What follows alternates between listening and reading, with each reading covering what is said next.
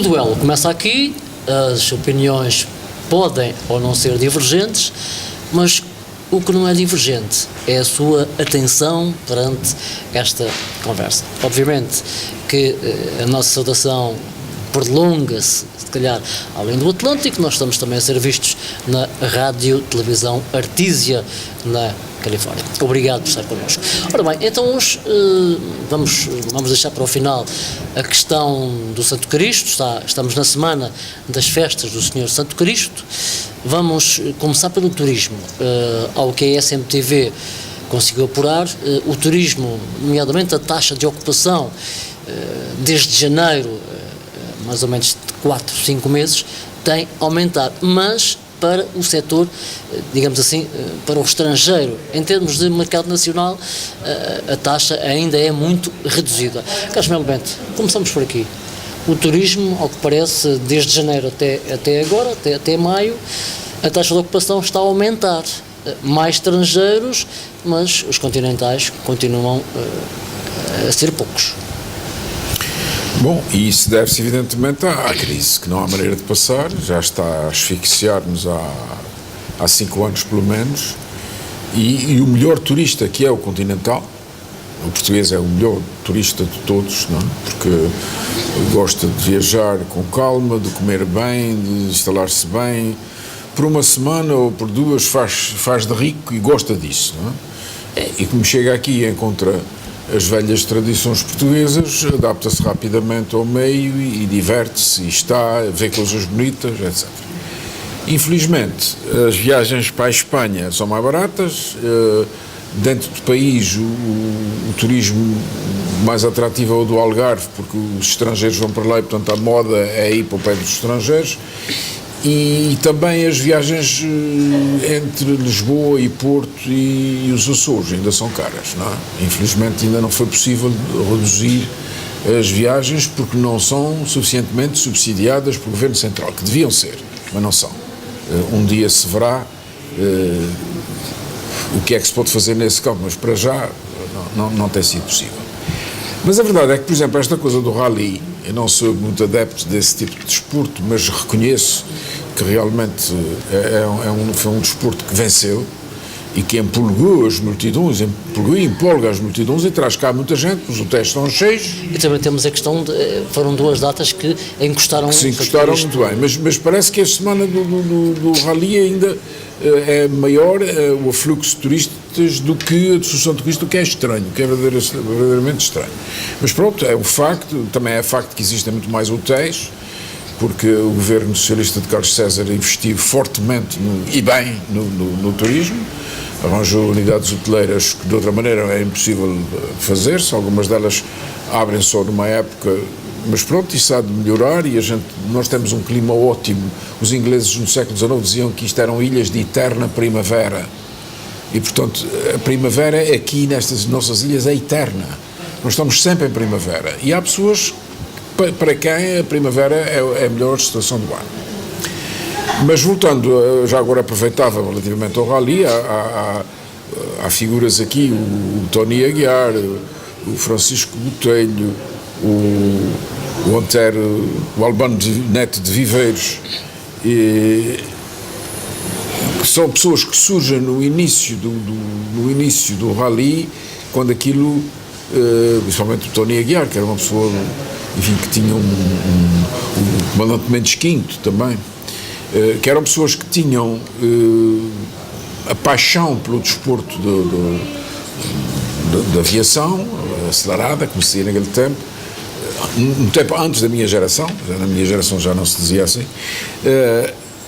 e eu pensei que aquilo não dava em nada, não é? Eu confesso que quando aquilo começou achava que era até um bocado infantil ver o Tony Aguiar para um lado e para o outro, a levar aquilo muito a sério e tal, achava aquilo um bocadinho... Mas depois dei-me a palmatória, ele realmente foi um visionário, ele, o comandante Mendes Quinto e o Albano Neto Viveiros e agora o Francisco Coelho, são pessoas visionárias que repararam que podia ser uma fonte de receita, por um lado, e uma fonte de divulgação poderosíssima da nossa terra.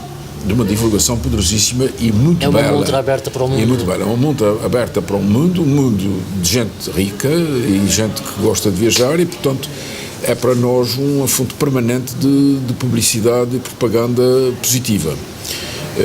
O turismo indiretamente beneficiou com isso. Enquanto esta crise não passar, nós não podemos julgar as políticas que investiram no turismo negativamente, como alguns fazem, a meu ver, precipitadamente. É precipitado dizer-se que o governo de Carlos César investiu mal porque criou muitos hotéis. Isso não é verdade. Os hotéis estão aí. Se puderem sobreviver a esta brutal crise que nos atinge, penso que nós vamos ainda ganhar muito com isso, não só diretamente, como indiretamente, com empregos, etc. Ora bem, outro tema também tem a ver com o trabalho. A CGTP veio dizer que o trabalho precário não resolve o problema do desemprego. O que interessa é criar emprego efetivo para as pessoas. No entanto, a Agência para a Criação de Empregos do Governo, Vasco Cordeiro, veio dizer que já criou cerca de 1.200 postos de trabalho. Claro que o trabalho precário, o trabalho efetivo é que é o ideal, não é? Mas se nós virmos a coisa numa perspectiva de mercado, não se criam postos de trabalho efetivos por decreto, não é? O mercado é uma coisa volúvel que funciona com base em diversas variantes psicológicas, económicas, financeiras, etc., e que gera ou não gere os tais postos de trabalho. A CGTP tem tido, desde que foi criada, uma posição, no meu ver, excessivamente reivindicativa relativamente ao capital. Representam os trabalhadores, e muito bem. O trabalhador necessariamente um dia será, isso foi a previsão do Karl Marx, será, como antigamente eram os grandes proprietários, depois foram os burgueses, acabará por ser o proletariado a ser predominante, porque a força do trabalho, já nas grandes ditaduras do princípio do século XX, a força do trabalho foi vista como uma grande força, não é? A força produtora, mas não há trabalho sem haver capital, ou do Estado, não é? Como era no caso da União Soviética, e que deu o que deu, ou dos particulares, que está dando o que está dando, não é? Portanto, a coisa também não é espontânea, nem é... A verdade é que se aguentou mais que o socialismo científico dos soviéticos. E a CGTP colou-se um bocadinho a essas soluções. Isto é, o Estado tem que criar. Eu já contei aqui a história de um restaurante em Moscovo que tinha 1.000 clientes e 1.000 empregados, porque não podia haver desemprego e, portanto, o Estado dava um empregado para cada cliente que aparecia. Mas o restaurante em Moscovo levava mais tempo a servir e servia pior do que um restaurantezinho pequenino de Lisboa ou da Baixa de Ponta Delgada, com um empregado ou um empregado e meio, não é? Portanto, o facto de se criar empregos para toda a gente não significa que haja eficácia na produção, e pode haver até, porque são 1.000 funcionários públicos que estão ali, quer dizer, estão todos empregados, mas são todos funcionários públicos, e portanto há funcionários públicos que têm consciência disso, outros querem um posto para ganharem o seu ordenado, e pronto, e o trabalho é o mínimo indispensável, e isso evidentemente não dá resultado, como não deu. A CGTP reclama isso, mas a CGTP não tem solução para isso. Se formos só exigir ao Estado ou à região que crie trabalhos efetivos, dá o que dê, bancarrota. Não é?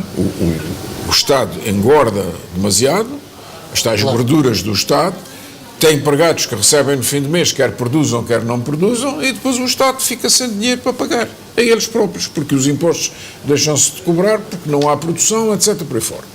Portanto, a CGTP, neste momento, penso que não está a fazer uma observação correta das várias variantes do mercado, a não ser que continue a defender a utopia do fim dos mercados, não é? Do mercado livre, e que esteja a defender um mercado estatal, etc., mas isso aí, meu caro amigo, é só ver o que aconteceu na União Soviética. Então, não vale a pena. Os mercados são maus, não prestam para nada, mas ainda são os menos maus que há na produção, na qualidade, na quantidade, etc. E enquanto esta crise não passar, o Governo vai criar estes postos de trabalho provisórios, dentro do possível, mas o que é bom é que seja o mercado a criar. Eu gosto de contar uma anedota nestas alturas, que é Eu cheguei a dar Economia Política na Escola Industrial Ponta Delgada, enfim, antepassada da Escola Domingos Rebelo. E é que se contava esta anedota. Um empresário americano dizia para o seu sócio o seguinte: homem, isto está tão mal, que nós até já estamos perdendo empregados para o governo. Não é? No tempo de Salazar, ser-se empregado do governo era a melhor coisa que havia. Em São Miguel era o governo e a Casa Bem Saúde. Eram os melhores empregos que podia haver. Que eram seguros, ganhava-se bem, a Casa Bem Saúde trabalhava-se mais, no governo trabalhava-se relativamente menos, mas, enfim, era uma coisa segura. As outras empresas privadas a coisa era complicada, porque se ganhava mal, trabalhava-se muito e era inseguro.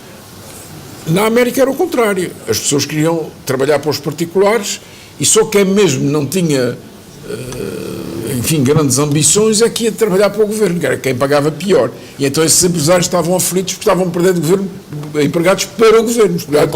Era o contrário. E, portanto, aqui neste caso é preciso que as nossas empresas se consolidem, primeiro que apareçam, que tenham um capital, que o Estado, que a banca empreste o capital, ou que eles tenham capital próprio e que se desenvolvam nos setores para que estão preparados, não é? Porque isto de fazer, viu-se aqui nestes últimos 20 anos, pessoas que nunca fritaram um ovo ou cozeram um ovo e que abriram restaurantes e que depois deram com os bolos na água porque não percebiam nada daquilo.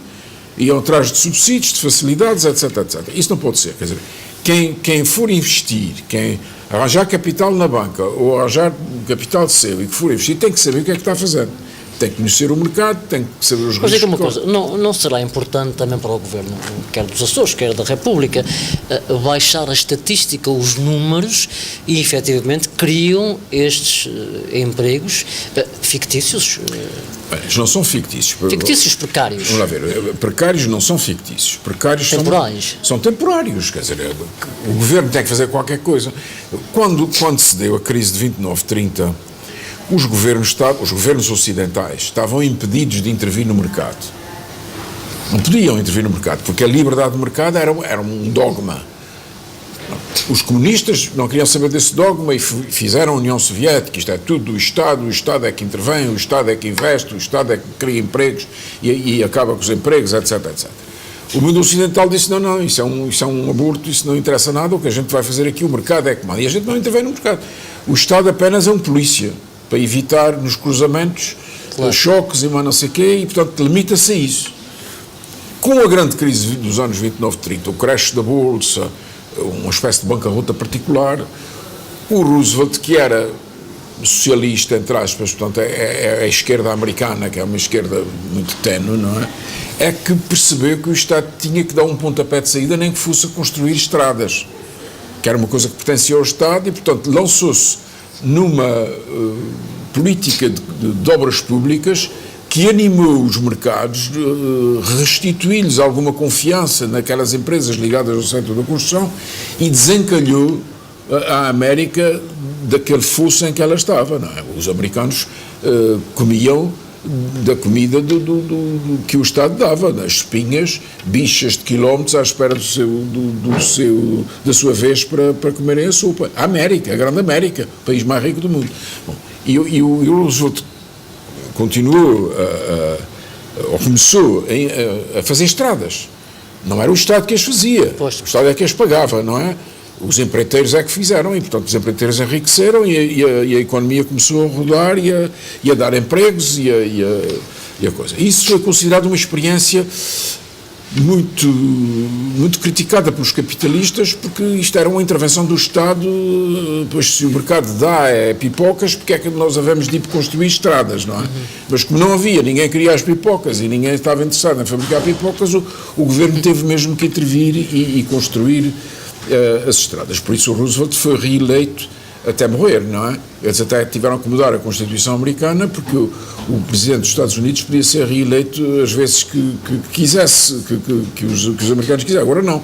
Eles limitaram a dois mandatos. O presidente dos Estados Unidos só pode cumprir 2 mandatos. E até havia uma anedota quando eu fui a primeira vez à América que eu não resisto a contar, que era isto. O Roosevelt provou que se podia ser presidente toda a vida. Portanto, ele foi eleito presidente e depois morreu como presidente 3 ou 4 mandatos depois do primeiro que foi eleito. Depois o Truman, que era um indivíduo que vendia amendoins nas ruas de Washington e tal, e como era muito inteligente e muito hábil, acabou por conseguir ser eleito presidente dos Estados Unidos, veio a provar que qualquer um podia ser presidente dos Estados Unidos. Portanto, não era preciso ser como o Roosevelt, sobrinho do antigo presidente, para ser presidente dos Estados Unidos. Qualquer um chegava lá porque o Truman chegou. E depois o Eisenhower, que tinha sido um general comandante das forças aliadas que tinham derrotado a Alemanha e a Itália, o eixo, não é? Na Europa e na Ásia, o Roosevelt, o Eisenhower, facilmente ganhou as eleições para presidente dos Estados Unidos, porque tinha uma fama mundial imensa e era o primeiro do seu curso, era um homem muito inteligente, hábil, etc. Mas não queria saber lá da presidência dos Estados Unidos, ele queria era jogar golfe e mas não sei o quê. Quem governava os Estados Unidos era o secretário de Estado, o Foster Dulles.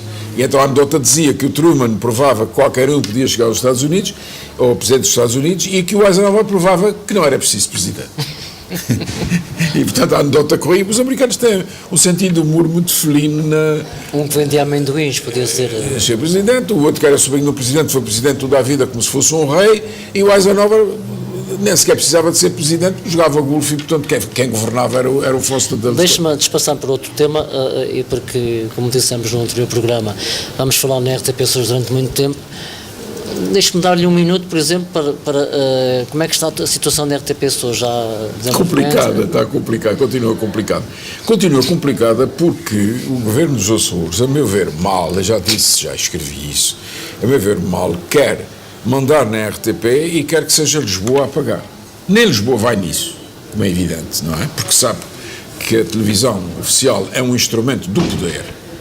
Não vai nisso, não vai pagar para serem os outros a mandar. Principalmente quando o governo de Lisboa não for da mesma cor do governo de cá. Se for da mesma cor, as coisas ainda se compõem-se, não é? Se a doutora Berta Cabral tem ganho as eleições, certamente que conseguia que a RTP fosse paga por Lisboa e fosse ela a mandar aqui, porque eram...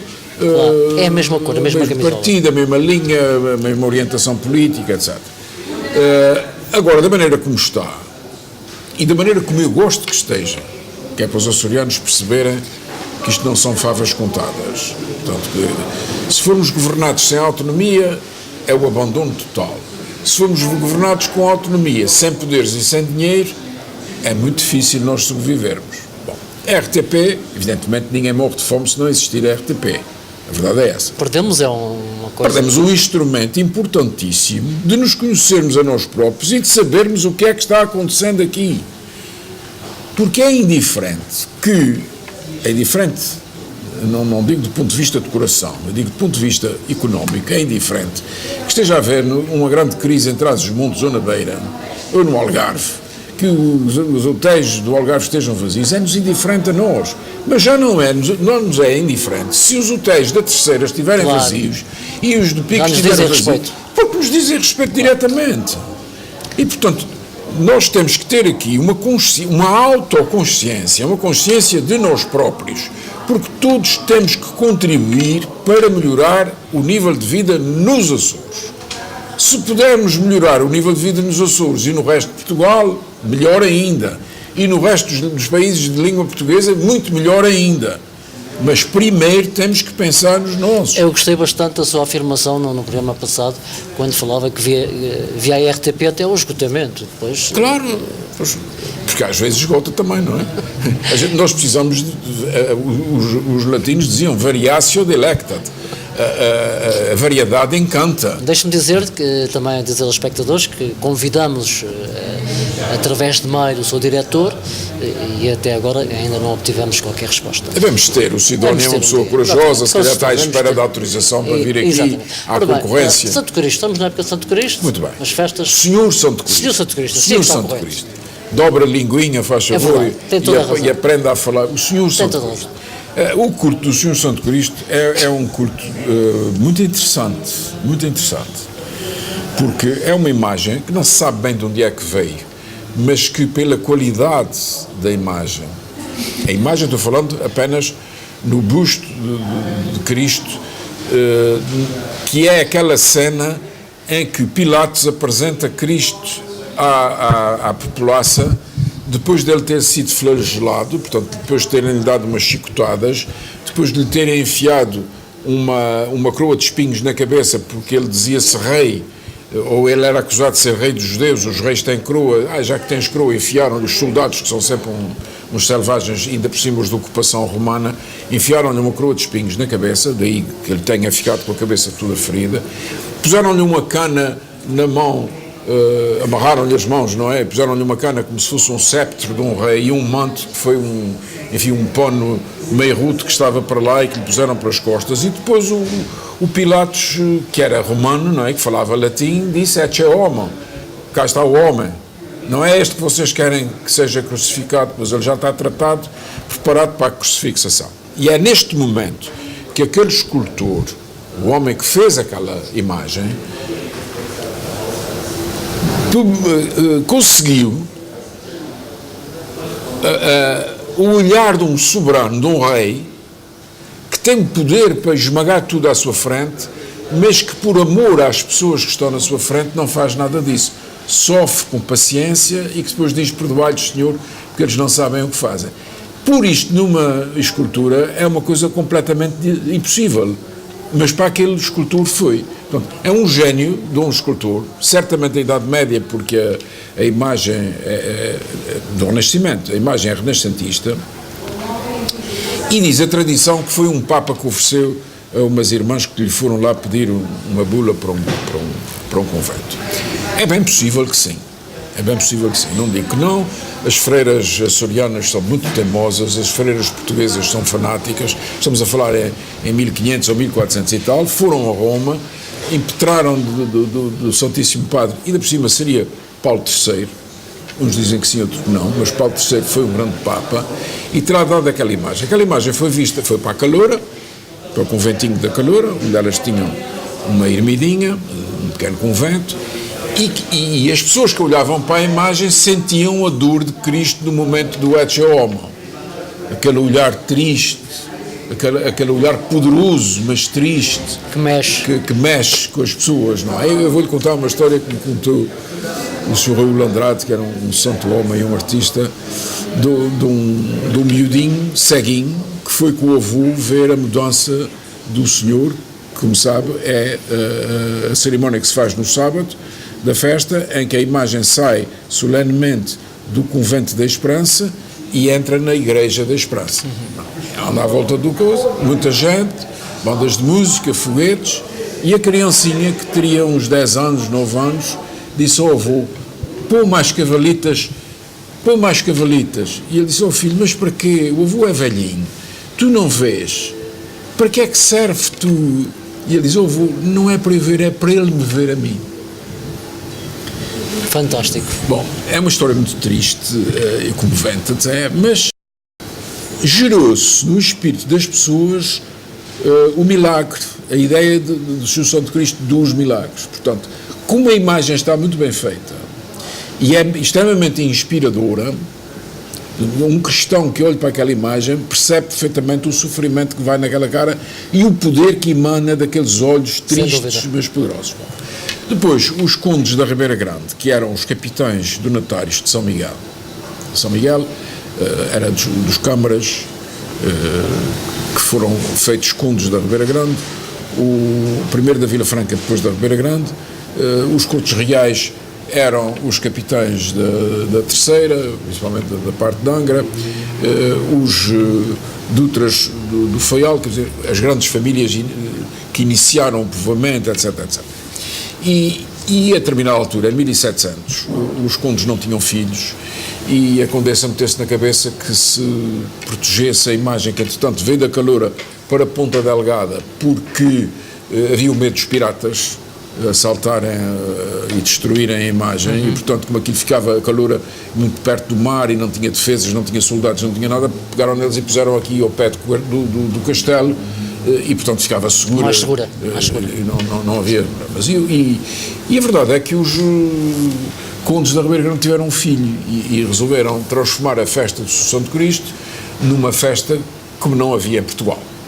não havia Portugal. Eram podres de ricos, não é? Como se diz hoje, e a coroa de espinhos fizeram uma coisa em ouro, maciço, e pérolas e pedras preciosas, tudo quanto havia,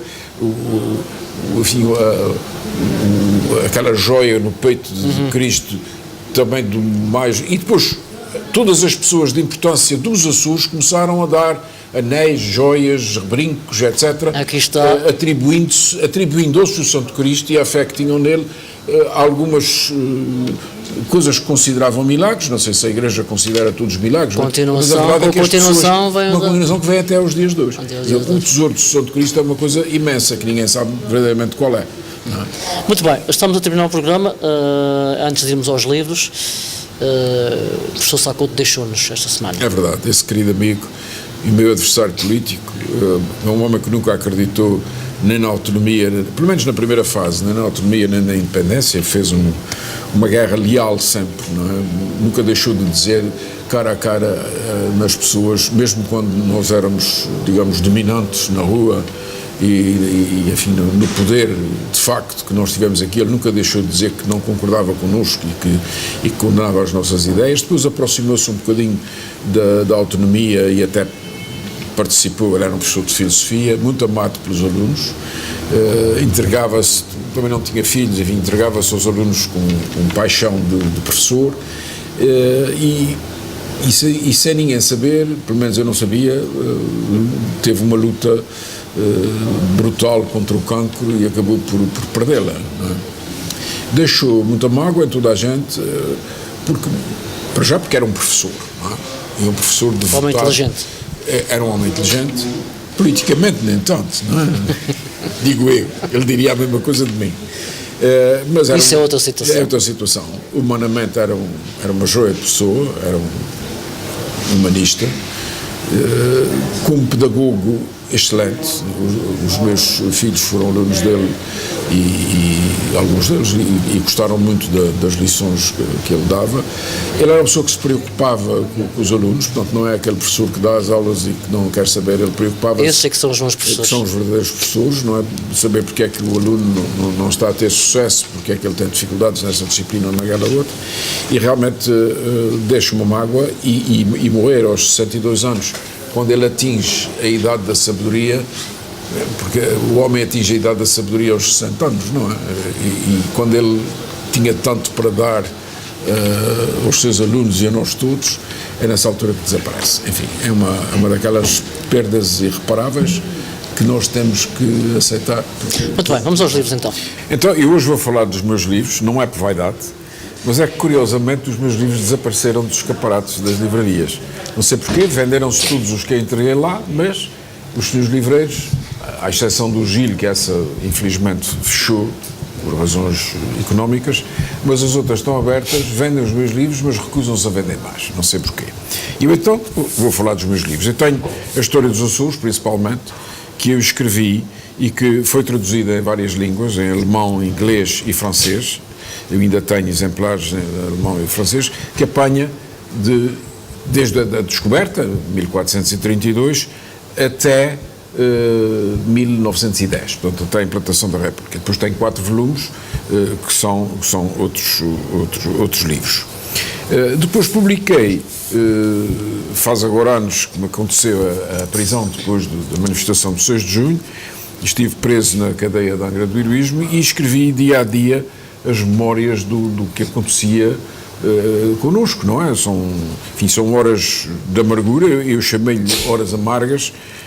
É um livrinho, enfim, muito emocional, digamos assim, porque resolvi relatar a dor de uma pessoa que é presa sem perceber porque é que está a ser preso e a amargura de estar com outros 34 amigos que são presos, na minha perspectiva, apenas por serem açorianos. Eu publiquei este livro, já me pediram para publicar uma segunda edição, mas eu realmente não tenho grandes forças para rever este texto, porque me dói muito a leitura. Não gosto de reler esse tempo, que gostaria até era de esquecer. Mas enfim, ainda tenho alguns livros, se alguém quiser comprá-los, terá que procurar-me diretamente. Até para a semana. Até para a semana. Muito bem, não quero que fique preso em Angra, mas quero que fique preso na SMTV e, nomeadamente, no seu duelo de ideias. Para a semana voltamos com outra conversa e outras ideias. Até lá.